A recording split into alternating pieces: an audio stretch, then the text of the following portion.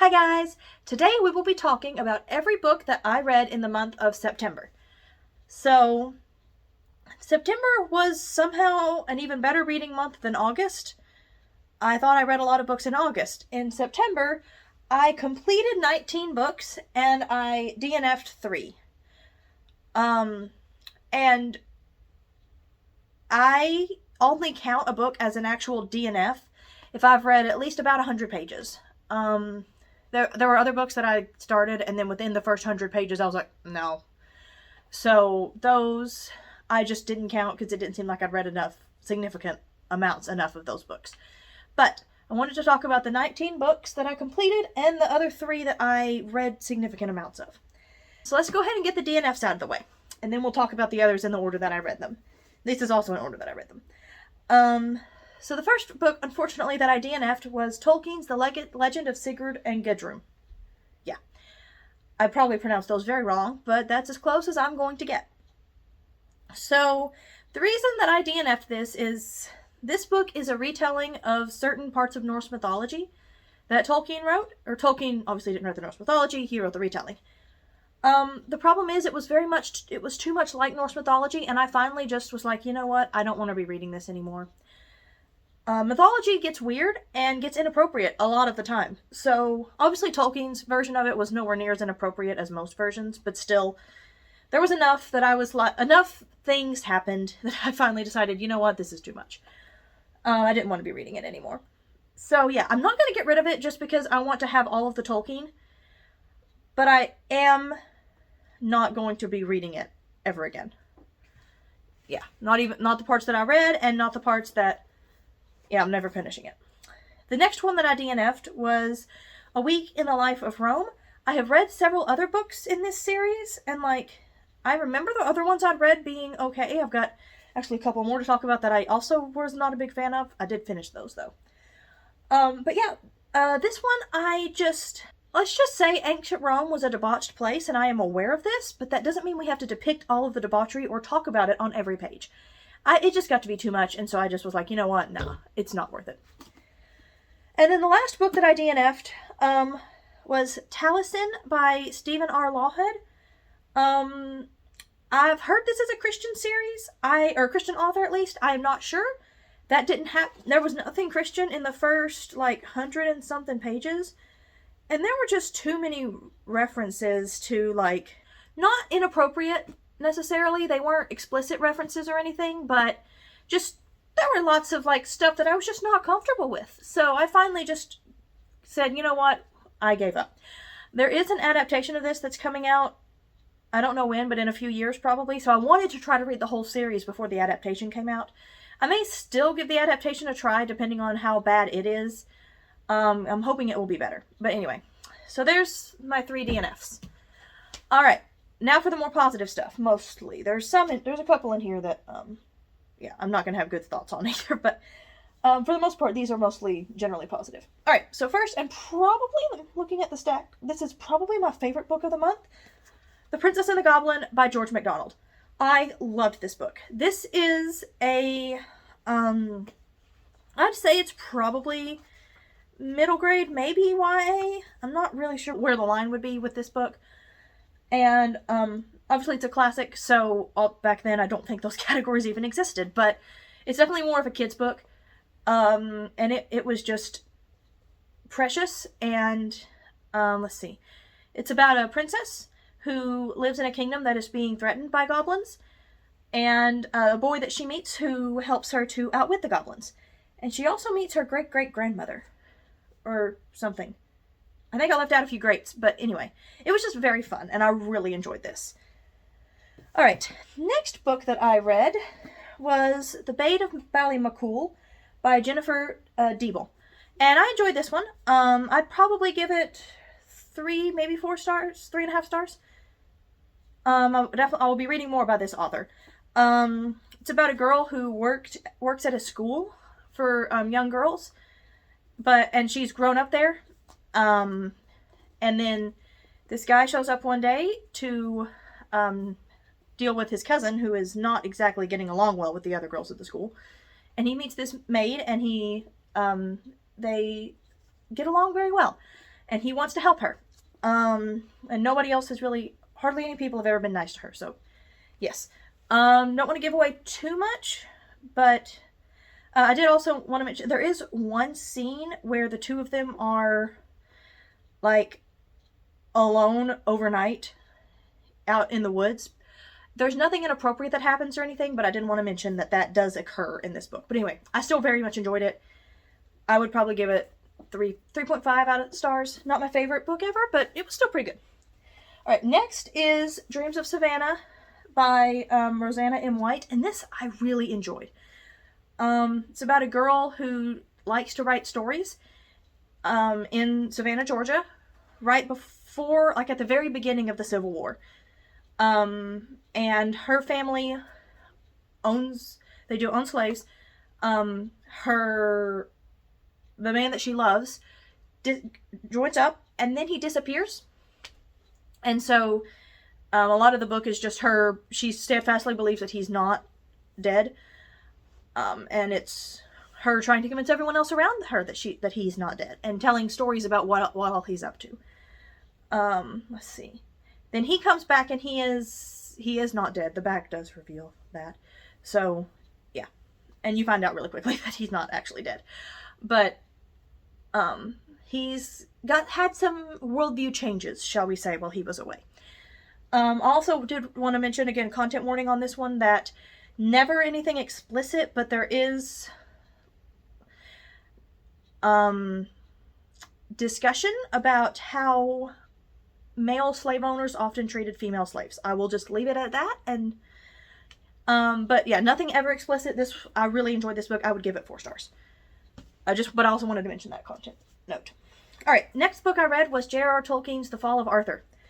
I enjoyed this. Like a 2, 3, no, more than a 2. It's definitely a 3-star. Yeah, it's basically Tolkien retelling in poetry the story of Arthur's death, and then a lot of commentary on it, because of course there's always a lot of commentary in these sorts of things. If I could just get the stories and not the commentary, I'd be fine with that.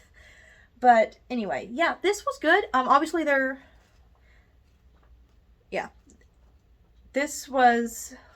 a little bit of violence in this, but nothing too problematic as far as the other sort of thing.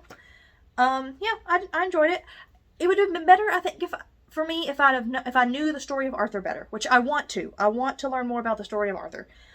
But I don't know too much about Arthur. So this was not, fully for me, but still, yeah, I did enjoy it. Definitely not the worst Tolkien book I've read. That goes to the one we talked about earlier. And then one more Tolkien book, Smith of Wootton Major. This is an allegory, sort of,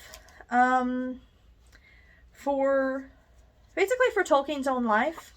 I think it was a really sweet story. It's actually got illustrations in it, which is cool. They're done by the same lady who did the Narnia illustrations, Pauline Baines. So that's cool. Some of the pictures I can definitely tell. Let's see if I can find one. There are some pictures that I'm reading and I'm like, oh yeah, that definitely looks like a Narnia picture. Like this one. The one right here. It definitely looks to me like a picture from Narnia. So anyway, I really enjoyed this one. I would probably give it 3.5, maybe 4 stars too. Alright, the next book that I read was Secret Tides by Gary E. Parker. And this is also set before the Civil War. I don't read actually a lot of Civil War books, but that just happened this time. I used to, but now Regency England is more my thing. And just England in general. I'm not as big of a fan of books set in America, mostly. But this was good. Basically, the main character is the daughter of the overseer of this plantation. And she accidentally causes the death of the owner of the plantation through a series of events that is definitely no fault of hers. Like, it's definitely entirely on him. But she'd wanted to marry the son, and so things now get complicated because she doesn't tell anybody. Yeah. So there's a lot of intrigue a lot of people are keeping secrets from each other in this book. It's interesting. There is the romance in this book starts out weird, Like, at the beginning, if I told you right now who the couple at the end is going to be, you would be very concerned. It's not as bad as it sounds when you start it. Keep reading, basically. Yeah. So anyway, I'd probably give this a 3-star. It was fine. If I find the second, I got this, I think, at my local used bookstore. If I find the second book used, I may go ahead and get it too. So, yeah. All right. Next book that I read was Valley of the Shadow, by J.M. Hochstetler, I'm gonna say. Book 5 in the American Patriot series. Yeah. I enjoyed this one as well. This is a series about the Revolutionary War, going through and like showing what this one couple is doing the entire war. Yeah, that's a really interesting aspect. There is romance, but there's also like spy intrigue and stuff. And there's not too much I can say because of the previous, like, this is book 5 in a series. You don't really want me to tell you too much. So, yes. There are a couple of scenes where, like, things almost go too far. They don't, actually, but just so you know, there are a couple of scenes that get a little iffy. Nothing actually inappropriate does happen, but scenes go a little further than maybe I would have preferred. So, I would probably give this a 3-star. Yeah. And I will be finishing out the series. I'm on book 5. I'm definitely going to finish out the series at this point. Alright. Let's see. Next book that I finished is The Sisters of Seaview by Julie Klassen. Let me look at my notes here. Okay. Yeah. So, this book is set during the Regency era, which is the era that I like. These girls, basically their father's death has left them without any money, and these sisters, they don't know what to do. So they either could go out and all be governesses, or they could open up their home as a boarding house. So they picked the second option because they all get to stay together and stuff. And, let's see. Then one of the sisters meets a new neighbor who moves in next door, and things happen there. And another of the sisters meets one of their guests, and again, things develop. I really enjoyed this book. It was really fun. There are, again, a couple of scenes that I would not have put in there, but they weren't, again, nothing in these. I finished these books. There was nothing too bad in them. It's just, I wouldn't have written it that way, shall we say. Also, if you've read Emma by Jane Austen, you need to read this book. I don't want to tell you why, but you need to read this book if you've read Emma. Specifically Emma, yes. I think any Jane Austen fan would love this, but Emma, if you've read Emma, you will like this. There is one part of this book that you will definitely like. Yes, I would probably give this a 3-star, and I will definitely be reading the next book in the series. Alright. Then I read Brides of the Empire, 3 Romances Thrive Among Christians of the First Century. So it's 3 novellas, just about the early days of Christianity, and clearly, I mean, it's 3 romance novellas. Most Christian books have some element of romance in them, and I happen to enjoy those usually, so yeah. Yeah, I would say these are pretty good. The first novella, it goes way too fast. The first novella, things happen too quickly. There was no character development, hardly, no romance development, really. It was just light bulb, they're in love, kind of. So, not ideal. But the other 2 were better. This one I have in my notes that this one had a couple of scenes, again, that I wouldn't have put in it. I don't remember what those were now, but yes. Again, I finished it, nothing too bad, but wanted to mention that. There are a couple of scenes that I wouldn't put in there, so. Yes, I would probably give this a 3-star. It was fine. Yeah. Next, I read A Week in the Life of Ephesus, which is another book in the series that, like A Week in the Life of Rome.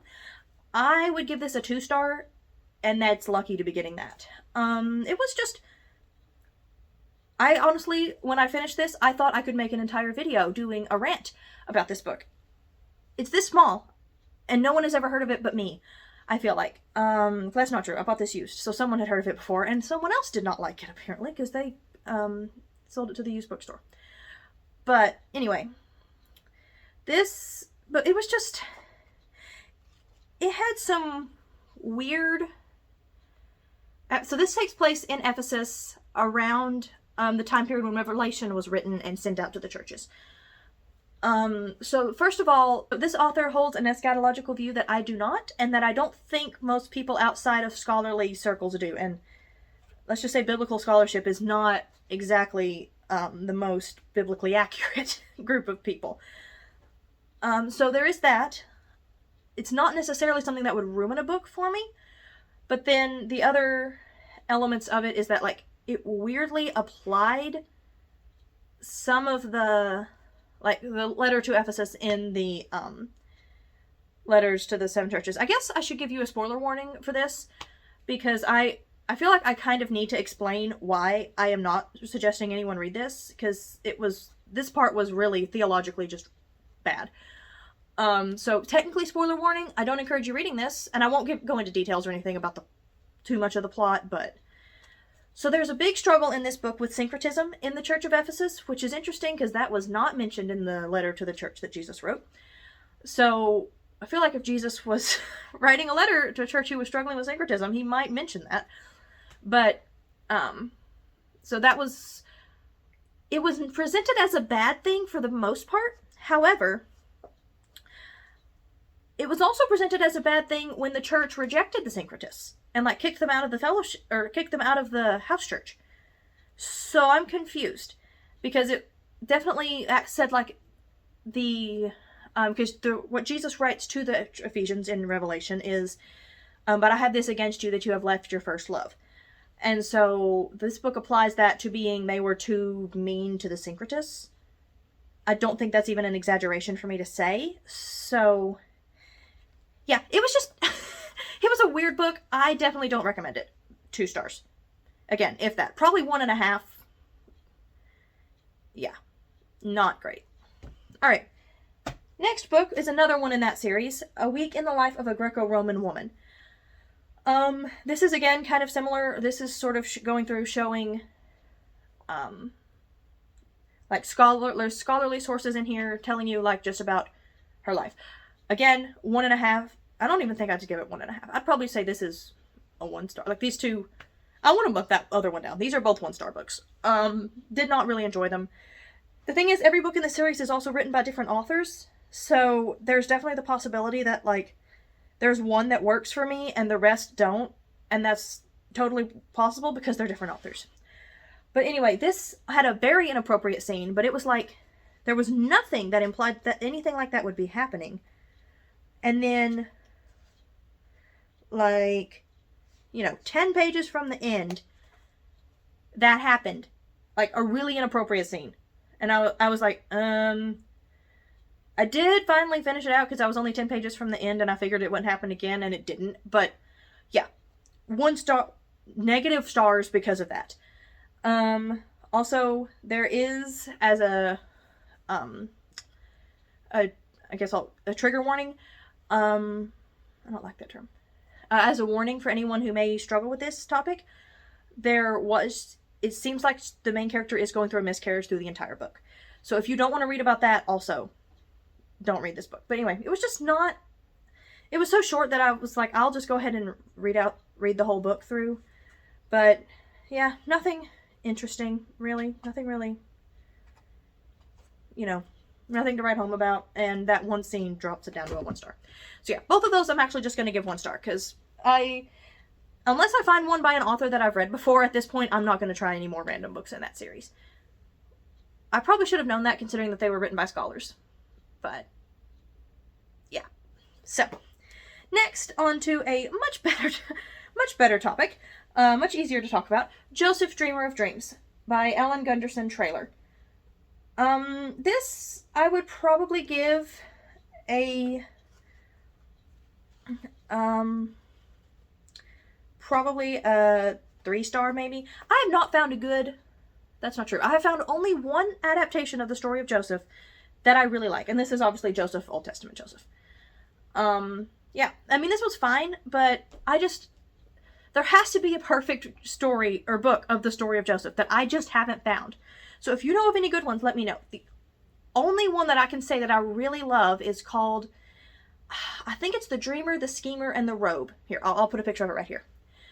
And this is in a story that retells Bible stories through the eyes of a bunch of animals who are immortal, who were on Noah's Ark, and then live through like modern times. It's when I explain the concept like that, it sounds so weird, but trust me, it is a good series. But anyways, so this one was fine, but like nothing to write home about. It was just, you know, average kind of.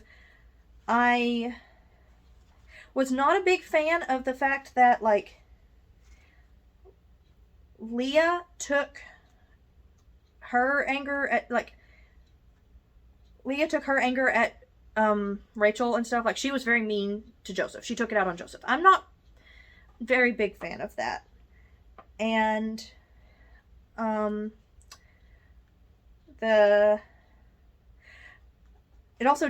also deals with the whole Dinah narrative. It does not go into detail, so if you've read that in the Bible and you're comfortable with that, this is probably less detailed than the Bible, so no worries about that too much. But it also like has Jacob be like wanting Dinah to marry Shechem, and I don't think that was the case. Like, there's a lot of things that I just did not agree with this author's interpretation on.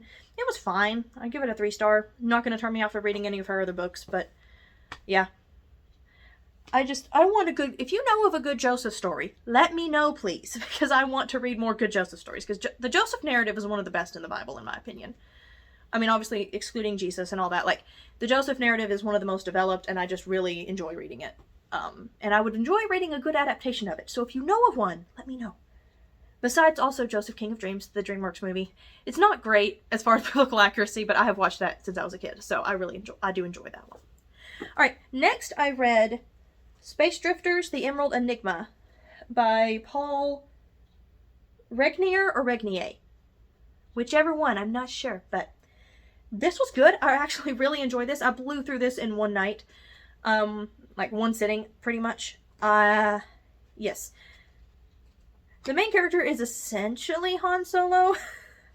Also Leia shows up. Except, she's not quite Leia, but there is one scene where she's literally described as wearing basically Leia's buns, which is funny. I appreciated that. But, anyway, yeah, he's a scoundrel space pilot who owes money to people, to very powerful people. Yeah, he's Han Solo. But then there's this one kid that shows up who is a time traveler who, introduces this crew to the Bible. Actually, there's also a Chewie-like character. Yeah. So anyway, this kid introduces the crew to the Bible, and it was not necessarily the most Christian book, but it wasn't anything bad, and I really enjoyed it. So I'd probably give this a 4-star. It was really good. We'll be reading book 2. Alright, next I read Wolf Soldier, Light Raider Academy, Book 1 by James R. Hannibal. And I also really enjoyed this one. I would probably give this one a 4-star. It was pretty good. It's about a kid who goes to join this order of, I don't think they're called knights, but yeah, no, they are called knights. This order of knights, and apparently it is, like, set in the world of a, like, sort of Christian version of Dungeons & Dragons, I think. Like, that sort of a role-playing game. Did not know that when I picked it up, but, because again, I think this was another one that I just found at my local used bookstore. But I really enjoyed this book. It was really good. So, highly recommend, even though I know nothing about the game. Yeah, 4-star again. Alright, then I read Singrail Chronicles, books 1 and 2, Guardians of the Singrail, and Star Riders of Ren. So I'm just going to hold them both up because I read them back to back. This one was interesting. It seemed like it was a, sort of like set in a pre-Noahic world, a world before the flood, because, like, eating meat was forbidden, and lots of, like, there were, that was the big one that made me feel like it was that. And, like, war was kind of an unheard of thing, and men lived in harmony with animals. Man, they're not really men. I am unsure what was going on in a lot of these books, though. Like, I'm not sure if this was, supposed to be... Okay, the back does describe them as fantasy, so, yes. Wasn't sure if it was supposed to be fantasy or, like, fantasy set in space like Star Wars, but, you know, just sort of on another planet that was a fantasy setting or something. Not sure still, really, but yeah, it was okay. The main character is very arrogant and egotistical, and that did not go away the whole book. And in fact, now the narrative does treat that as not necessarily the best thing, but it's also not something he's supposed to be recovering from, so unsure. And then in the second book, like, I feel like there were angels, but I'm not confident on that. Like, they seemed like they were supposed to be angels, but also I don't know for sure that they were. And there was a character that, like, may have been Jesus, but also may not have been. Yeah, it was weird. The second book was a little weirder than the first one, but I think I liked the second one better. Yeah. So I would probably give these both, like, 2.5, 3 stars. If I find the third book cheap in the series, I will probably pick it up at my local used bookstore. Alright, next I have The Book of Names by D. Barclay Briggs, part of the Legends of Carrick-Tor series. And apparently it's been republished as The Nameless. I did not know that. I just picked this up, again, local used bookstore. I picked up most of these books there, actually. But anyway, I did enjoy this. There was one character who showed up who talked about... He was not explicit, but he did talk about things he should not have been talking about, so, as a note. And also, this is, well, it's portal fantasy, so kids from our world get into this other world, and sort of like Narnia, it's like, oh, they've been prophesied to save the world, like that idea. And we don't get actually to the saving of the world bit fully here. There is a big focus on grief because the boys have recently lost their mother, and hopelessness. Hopelessness is a lot in this book. I want to also mention that it did look like there might have been some elements of like sorcery that I was uncomfortable with, like spells and things like that, but they were only being used by the villains, so I pushed through, and then eventually there was a part in the book that said this is not what we're supposed to be. There's a character who has powers that I don't understand, but the actual like spells and sorcery that kind of looks more like modern or real magic, that's only used by the villains, and it's presented as a bad thing. So that was good. I was a little concerned eventually, but then I was like, I'll just push through, and it turned out that was only being used by the villains. So that was positive. I would probably give this one a 3.5 star. Again, if I find book 2, I will definitely be picking this up because this was interesting. Almost done. I just have 2 more to talk about. So first is a book called Wonders of the Galaxy, a collection of cosmic tales. And this is the one that I was talking about that in my last video, that is retellings of biblical parables in space, or like in a space opera form. I really did enjoy some of these. Obviously, I enjoyed less than others. I think, you know, in any collection of short stories and stuff, that will be the case. My favorite was probably either the Good Samaritan retelling or the Prodigal Son retelling. Those were both really good. I really did enjoy those. And also the last one. The last one was really good. There were a couple that, like, I didn't like as much. The second one, I was not a fan just because I very much believe in a literal account of the literal creation account, and the second one was presenting evolution as accurate, so I was not a big fan of it. So yeah, but anyway, the only one that I would say also anything else about is Basilica Obscura, the one in the middle. I think it's like the middle one. It's the one about all of them have an introduction telling you what the parable that they're retelling is. This one is a retelling of the Wicked Vine Dressers. I actually did not read that one. I'm still counting this as a book I read because I read the rest of them. But that one, I read like 3 or 4 pages, and then the opening scene was just so bad that inappropriate, that I decided I would not be finishing that story. So I went ahead and skipped on to the next one because they're all written by different authors. So that one was the only one. And also this book had illustrations, and let's see here. Actually, the illustrator is a good friend of mine. So just letting you know that. But, like, aren't these so pretty? Let me see if I can find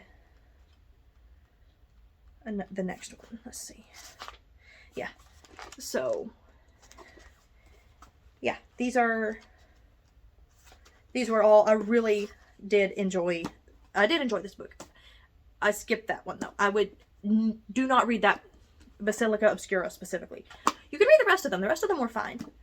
One of those stories also did have a word that I don't say. It's not fully a curse word, but it's just a word I personally feel like I should not be saying. So there's also that. But I did enjoy this book. Would recommend. Probably 3.5 stars. Some of the stories definitely were 4, maybe even 5 stars. And then some were a 2, and that one was a 1. That one would have been a 1 if I'd have actually read it, but I didn't. So yeah. All right, last book. Whew. Like I said, I read a lot this month. Last book is He Who Lifts the Skies by K.C. Barnett Gramco. That's about as close as I'm going to get. So this is a story about, let's see, the Tower of Babel. I read the first book. The first book in the series was about the time before the flood. It's called The Heavens Before, I believe, and the series is called the Genesis Trilogy. And this one was pretty good. It was an interesting exploration of like what life would have been like post-flood, because I don't actually know that I've read any books set in that era, which seems weird. And if you have any recommendations for those, let me know. I would love to read some more of that. But yeah, this was about the Tower of Babel, and Nimrod was in it, and it is kind of funny that it describes on the back, it describes the main character as Shem and Anna, his wife's great-granddaughters. It's like everyone on the earth was either Shem or Ham or Japheth's great-grandkids at this point. But Noah and his wife and Shem and Ham and Japheth all show up in this. And Nimrod, like I said, shows up. There's several biblical characters you see show up in this, which was really cool. So yes, I would probably give this one a 3 star. I will definitely be reading the last book in the trilogy once I can get my hands on it. Yes, and there was only like one scene that it got anywhere near anything inappropriate. So yay, we like it when that doesn't happen in books. So yes, that is all the books that I read this month. For the most part, it was a pretty good reading month. I had a lot of 3 stars, quite a few 4 stars, and at least 1 5-star. Maybe more than one, but at least 1 5-star. So yes. Let me know if you've read any of these books, or if you want to. Let me know which book sounds the most interesting to you. Yeah, I'll see you in the next video. Bye!